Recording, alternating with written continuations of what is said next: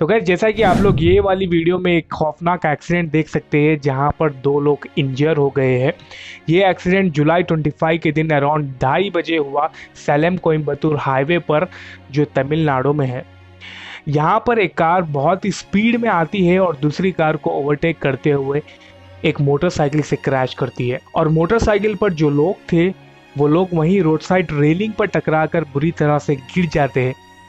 जो आदमी गाड़ी चला रहा था उसको माइनर इंजरीज आते हैं, बट आदमी जो पीछे बैठा हुआ है वो सीरियसली इंजर्ड हो जाता है और अब वो वेंटिलेटर पर है और उसका इलाज चल रहा है। यहाँ पर हैरान करने वाली बात यह है कि जो कार ने हिट किया मोटरसाइकिल को वो वहां पर रुकती भी नहीं है, स्पीड में गुजर जाती है। और लकीली ये सारा एक्सीडेंट एक दूसरी कार के डैश कैम में रिकॉर्ड हो जाता है और ये वीडियो उसने सोशल मीडिया पर पोस्ट कर दी। तो जब ये वीडियो वायरल होती है तो ड्राइवर को पकड़ा जाता है और उसको अरेस्ट कर लिया जाता है।